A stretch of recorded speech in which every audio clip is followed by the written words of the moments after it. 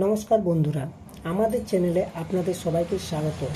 আজকের ভিডিওতে আমরা জানব পশ্চিমবঙ্গ সরকারের কিছু গুরুত্বপূর্ণ সরকারি প্রকল্প বা স্কিমস সম্পর্কে।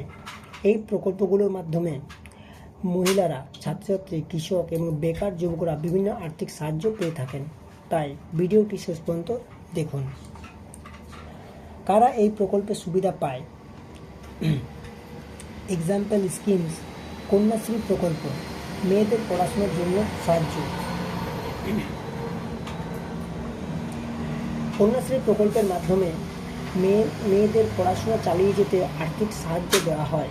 13 থেকে 18 বছরের মেয়েরা বছরে টাকা পায় এবং 18 বছর পার হলে এককালীন 25,000 টাকা পর্যন্ত অনুদান দেওয়া হয়।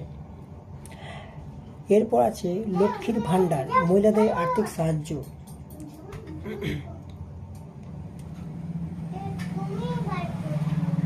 লক্ষ্মীর ভাণ্ডার পশ্চিমবঙ্গ সরকারের একটি জনপ্রিয় প্রকল্প। এই স্কিমে 25 থেকে 60 বছরের মহিলাদের প্রতি মাসে আর্থিক সাহায্য দেওয়া হয়। বর্তমানে সাধারণ শ্রেণীর মহিলারা প্রায় 15 টাকা এবং SC/ST শ্রেণীর মহিলারা প্রায় 17 টাকা পর্যন্ত পেয়ে থাকেন।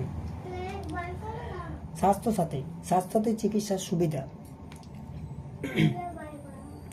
স্বাস্থ্যসাথী হচ্ছে ফ্রি চিকিৎসা সুবিধা। এই প্রকল্পে পরিবারের সদস্যরা বিনা খরচে চিকিৎসা করতে পারে সরকার অনুমোদিত হাসপাতালে। বছরে 5 লক্ষ পর্যন্ত স্বাস্থ্য বীমা প্রতি পরিবার পেয়ে থাকেন। চিকিৎসা খরচ বহন করার জন্য ক্যাশলেস ট্রিটমেন্ট, হাসপাতালে ভর্তি হলে কোনো টাকা দিতে হয় না। স্বাস্থ্যসাথী কার্ড দেখালে ক্যাশলেস চিকিৎসা পাওয়া যায়। পুরো পরিবারের জন্য সুবিধা, এই কার্ডে পরিবারের সব সদস্যের চিকিৎসার সুবিধা পাওয়া যায়।